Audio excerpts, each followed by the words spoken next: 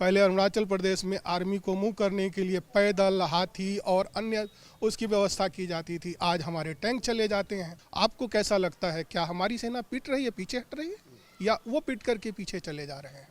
हमारी तो खबरों में भी आ जाती है। उन्होंने अपने खबरों को क्लोज कर रखा है। फिर इनको कैसे पता लग रहा है कि हमारी सेना पिट रही और उनकी नहीं पिट रही? नॉर्थ ईस्ट की तरफ इतना ज़्यादा ध्यान दे दिया कि चीन के अंदर खलबली मची हुई है। वहाँ जितना इंफ्रास्ट्रक्चर आज के नेतृत्व ने किया है, उतना पहले के नेतृत्व ने ध्यान नहीं दिया था। राजनीतिक उद्देश्य के लिए इस बातों को इतना महत्व दिया जा रहा है। आज सेना पर वर्तमान सरकार जितना काम कर रही है, ये एक सोच से परे की चीज़ है। 84 से 86 तक मैं जैसलमेर के बॉर्डर पर रहा था। वहाँ रात होते ही अंधेरा हो जाता था। आप इंसान को इंसान नहीं ढूंढ सकता था। नमस्कार, मैं मोहन सिंह रावत। हम बात करते हैं जिस तरह से चाइना बॉर्डर पे लगातार जो है चीन जो है एक तरफ से जो है कूटनीतिक जो हमारी वार्ता चलती है, और उस कूटनीतिक वार्ता को जो लेकर के वो हमेशा जो है बॉर्डर पे जो है टेंशन खड़ी कर देता है। और एक तरफ शांति वार्ता चलती है, दूसरी तरफ जो है चाइना विश्वासघात करता है। ये 1965 से लेकर के लगातार तब से चला आ रहा है। और जिस तरह से जो है तमाम बॉर्डर पे जो हमारी जो सेना है उनका जो है मुकाबला करती हैं। हम उनसे बात करते हैं। सर, आपका बहुत बहुत स्वागत है हमारी खबर इंडिया पे। आपका शुभ नाम क्या है पहले? मेरा नाम सतीश कुमार सिंह है। मैं भारतीय वायुसेना से रिटायर्ड हूँ। आप किस तरह से देखते हैं कि जैसे कि सरकारों का हमारे जो सरकार है, लोकतंत्र में जो है सरकार पक्ष विपक्ष से चलता है, लेकिन वैचारिक मतभेद तो होते हैं, लेकिन सेंसिटिव जो मामला होता है, जब रक्षा का मामला होता है, सीमाओं का मामला होता है, तो हमारा विपक्ष जो है बहुत बचकानी बातें करता है। लगातार आजकल जैसे कि पार्लियामेंट चल रहा है तो वहाँ पे सेशन चलने नहीं दिया जा रहा है, सदन जो है स्थगित हो रहा है। उनका कहना है, विपक्ष का कहना है कि हमारा सरकार जो नाकामयाब है ये बॉर्डर पे। तो आपको क्या लगता है कि क्या सरकार अपनी तरफ से कूटनीतिक काम कर रही है या फौज के स्तर पे कितना काम कर रही है बॉर्डर पे? हिंदू चीनी भाई भाई का नारा देने वाले आज ये विरोध कर रहे हैं कि चीन हमारे ऊपर आक्रमण कर रहा है। इस भाईचारे के ऊपर ही इन्होंने वार्तालाप जारी रखी थी।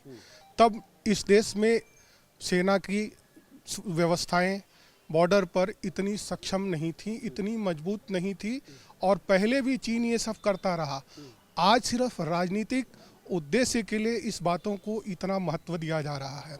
आज सेना पर वर्तमान सरकार जितना काम कर रही है, ये एक सोच से परे की चीज़ है। 84 से 86 तक मैं जैसलमेर के बॉर्डर पर रहा था। वहाँ रात होते ही अंधेरा हो जाता था। आप इंसान को इंसान नहीं ढूंढ सकता था, और आपको अपने जितने भी कम्युनिकेशन सिस्टम थे सब फेलुअर दिखाई देते थे। आज वहाँ इतना विकास हो गया, बॉर्डर के किनारे हमारी वर्तमान सरकार ने इतनी ज़्यादा व्यवस्था कर दी है कि चीन इसको पचा नहीं पा रहा है, और कांग्रेस या वर्तमान विपक्ष, जिसको भी आप जो कहना चाहें, अपरोक्ष रूप से चीन का साथ देने के लिए इस तरह के बयान दे रहे हैं। आज हमारी सेना बॉर्डर पर बहुत मजबूती से आगे बढ़ रही है, जिसे चीन पचा नहीं पा रहा है। ये विकास विपक्ष देख नहीं पा रहा है, इसलिए इस तरह के बयान ये लोग दे रहे हैं। आज विकास का ये सिस्टम है कि बॉर्डर के ऊपर कटीले तार लग गए, आज मॉनिटरिंग सिस्टम बढ़ गया, आज कम्युनिकेशन सिस्टम बढ़ गया, आज सेना के जवानों को अलग अलग इंस्ट्रूमेंट्स मिल गया। पहले सेना के जवान बर्फ़ के उस पर पैदल चलते थे, आज ये इनके पास स्नो स्कूटर्स हैं। आज तरह तरह की सुविधाएं हैं। आज रात भर लाइट मिलती है, कम्युनिकेशन सिस्टम है, 24 घंटे कनेक्टेड रहते हैं। इस विकास को नहीं पचाने से चीन हमारे ऊपर कर रहा है। हम हथियारों का इस्तेमाल नहीं कर सकते अंतर्राष्ट्रीय संधि के अंतर्गत, इसलिए सिर्फ लाठी डंडों से विरोध हो रहा है, और उसी परिस्थितियों का चीन भी फायदा उठा रहा है। तो हमें उसका विरोध करना है। हमारे जवान बहुत सक्षम हैं। 62 में बहुत ही अल्प हथियारों के साथ भी उन्होंने युद्ध किया था। आज हमारी सेना इतनी सक्षम है कि चीन को किसी भी समय बॉर्डर से खदेड़ सकती है। विपक्ष सिर्फ इसको एक प्रोपेगेंडा बना करके राजनीतिक लाभ लेना चाहता है, जो पूर्ण रूप से साफ और सुथरी बात नहीं है। अब आप बताइए कि जिस तरह से जो है हमारी जो नॉर्थ ईस्ट में जो है पूर्वोत्तर सीमा है, और आपका हिमाचल से लेकर के और अरुणाचल तक जो है लगातार बॉर्डर पे जो है ये जो बुनियादी ढांचा है उसको मजबूत कर दिया गया है, तो क्या उसी का खींच जो है बार बार जो है चाइना निकाल रहा है क्या? निश्चित रूप से मैंने अपनी बात में कहा था कि इस बॉर्डर के किनारे किनारे जो हमने अपना इंफ्रास्ट्रक्चर डेवलप किया है उसी को चीन नहीं पचा पा रहा है। आज हमारी सेनाएं त्वरित गति से अपनी सीमाओं का रक्षा करने में सक्षम है। पहले जिस जगहों पर पहुंचने में हफ्तों लग जाते थे, आज वो घंटों में दूरी पूरी होती है। तो चीन इसको कैसे मानेगा? पहले वो गुप्त रूप से हमारी सीमाओं पर करता रहा और यही विपक्ष तब शासन में था, तो इनको कुछ भी चीज़ें हाईलाइट करने की क्षमता नहीं रखते थे, कोई मॉनिटर नहीं कर पाता था। ये लोग छुपे रूप से सभी चीज़ों को गुप्त एजेंडा में स्वीकार करते रहे होंगे। आज जब हमने बॉर्डर के किनारे किनारे सड़कें बना दी, लाइट व्यवस्था कर दी, तो कैसे चीन इसको पचा पाएगा? उसको तो हमने एक व्यवधान उत्पन्न करके दे दिया। आज अरुणाचल प्रदेश में आर्मी की पूरी ब्रिगेड बन गई। पहले अरुणाचल प्रदेश में आर्मी को मूव करने के लिए पैदल, हाथी और अन्य उसकी व्यवस्था की जाती थी। आज हमारे टैंक चले जाते हैं, आज हमारी गाड़ियां चली जाती है, अब हमारे विमानपट्टन बन गए हैं, वहाँ जहाज चले जाते हैं। तो कैसे चीन पचाएगा इसको?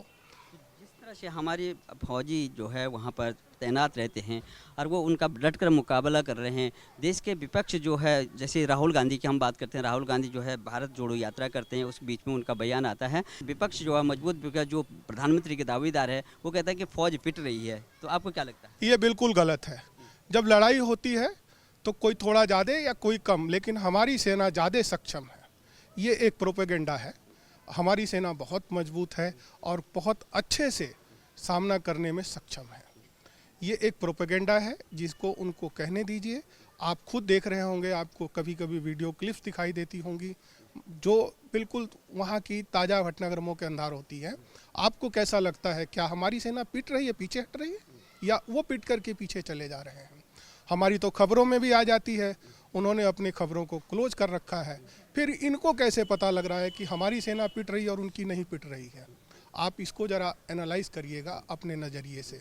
जिस तरह से जो हेलीपैड बन रहे हैं और पेटेंट टैंक हमारे जो बॉर्डर तक पहुंच रहे हैं, पहले हम पैदल भी नहीं जा पाते थे और रोड जब बनती थी तो वहां से धमका देता था चाइना, और यही सरकारें थी जो आज प्रतिपक्ष में है और वही आज सदन नहीं चलने दे रही है। और हमेशा एक ही बहाना है कि उनका कि गतिरोध पैदा हो रहा है, बार बार जो है लोकसभा और राज्यसभा स्थगित हो रही है। उनका कहना है कि स्पष्टीकरण दीजिए सरकार। अब इससे ज़्यादा स्पष्टीकरण क्या दे सकते हैं, क्योंकि ये घटना होने के बाद जो है देश के प्रधानमंत्री वहाँ गए और लगातार जो है युद्धाभ्यास जो चला है 2 दिन जो है लगातार अरुणाचल बॉर्डर पे जो है युद्धाभ्यास चला है, और प्रधानमंत्री वहाँ गए हैं नॉर्थ ईस्ट में जो है उन्होंने कई परियोजनाओं को जो है वहाँ पे शिलान्यास किया है। तो उस तो किस तरह से देखते हैं और विपक्ष को क्यों नहीं दिखाई दे रही है? विपक्ष को हिंदू चीनी भाई भाई कहने के बाद में इस पर खुद चर्चा करनी चाहिए कि उन्होंने ये बात कैसे स्वीकार कर ली कि हमारा चीन भाई है।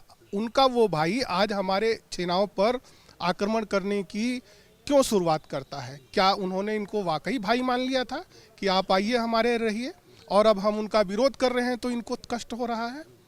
ये गलत बात है। हमारी सेना आज जितना मजबूत हुई है, हमारी सेना पहले की तरह अशिक्षित नहीं रही है। अब हमारी सेना के अंदर भी राजनीतिक सोच और टेक्निकल समझ की पूरी जानकारी है। वो जानते हैं कि ये सब राजनीतिक प्रोपेगेंडा है।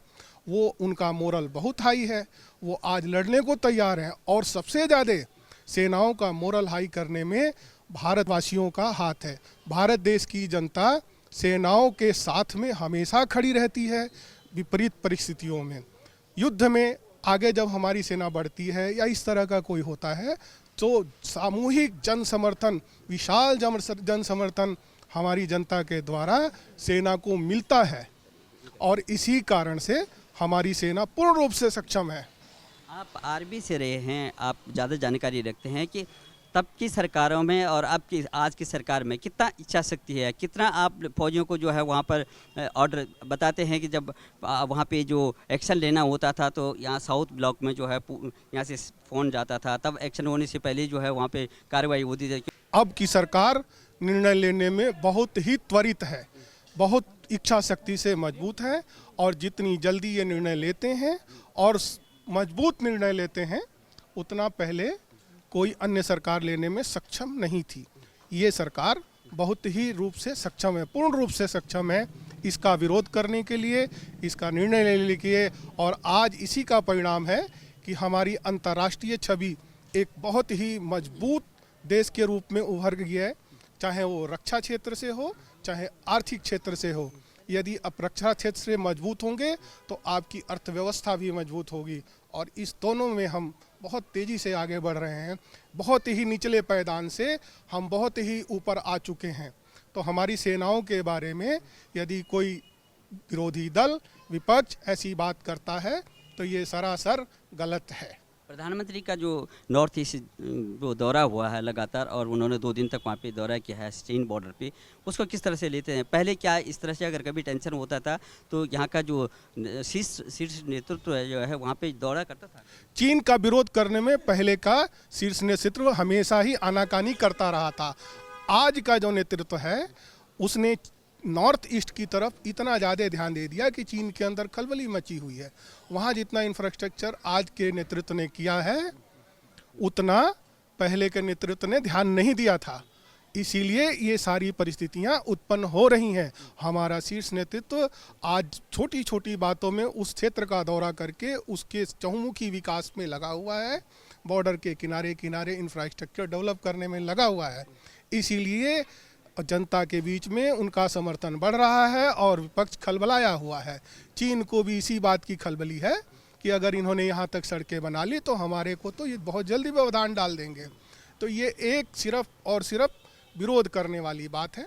हमारी सरकार बहुत अच्छा काम कर रही है और हम बहुत ये जो आर्मी के जो जवान हैं उनको जो बॉर्डर पे जो उनका जो बुलेट प्रूफ जैकेट्स हैं, बूट्स हैं, और इसमें सुविधाएं कितना दे रही हैं पहले से अब तक? मैंने आपको पहले भी कहा कि पहले हम बर्फ़ में पैदल ही चलते थे, बॉर्डर पर अंधेरे में रहते थे, लेकिन आज हमारे पास स्नो स्कीइंग्स हैं, स्कूटर्स हैं, बूट्स अच्छे हैं, ड्रेसेस अच्छी हैं, और सबसे ज़्यादा जितना पहले उनको क्लोथिंग्स या गियर्स मिलते थे वो सब बहुत ही इम्प्रोवाइज्ड क्वालिटी के हैं। सभी चीज़ों में सुधार हुआ है, हर तरफ सुधार हुआ है आंतरिक रूप से। आज एक सेना का लिविंग स्टैंडर्ड जवान का बढ़ा है, उसकी आय बढ़ी है, उसका कॉन्फिडेंस बढ़ा है, और वो शारीरिक रूप से और मानसिक रूप से पहले से ज़्यादा सक्षम हुआ है। राहुल गांधी अगर बोलते हैं कि हमारे फौजी पिट रहे हैं तो उसमें आप लोगों को क्या क्या लगता है? क्योंकि फौजी को पिटने बोलना एक नेता का, देश के नेता का, तो क्या लगता है? ये तो उनका बचकाना बयान है और इसके बारे में हम उनके लिए कुछ विशेष नहीं कहना पसंद करेंगे। हाँ, ये अपनी सेनाओं का मोरल डाउन कर रहे हैं और अपरोक्ष रूप से चीन का समर्थन कर रहे हैं, तो ये गलत बात है। अपनी सेनाओं का हमें कभी भी मोरल डाउन नहीं करना चाहिए और अपने उसको मजबूती प्रदान करने के लिए सेना की कार्रवाई का समर्थन करना चाहिए। ये सरकार ठीक काम कर रही है बॉर्डर के एरिया में। 24 घंटे अलर्ट मोड में रहते हैं और 24 घंटे हम पूरे देश से कनेक्टेड हैं, पूरी दुनिया से कनेक्टेड हैं। पहले सूर्यास्त के बाद हमारा कम्युनिकेशन सिस्टम फेल हो जाता था, आज इंफ्रास्ट्रक्चर है। अब हमारी सेनाएं, उनका मोबिलाइजेशन का टाइम बहुत कम हो गया है पहले से। पहले हमें हफ्तों लग जाते थे, आज हम घंटों में मूव कर जाते हैं। ये सभी सरकार का है। आधुनिकीकरण, हथियारों के आधुनिकीकरण में और बाकी अन्य कार्यों में भी सेना ने अपने हथियार बनाने शुरू कर दिए।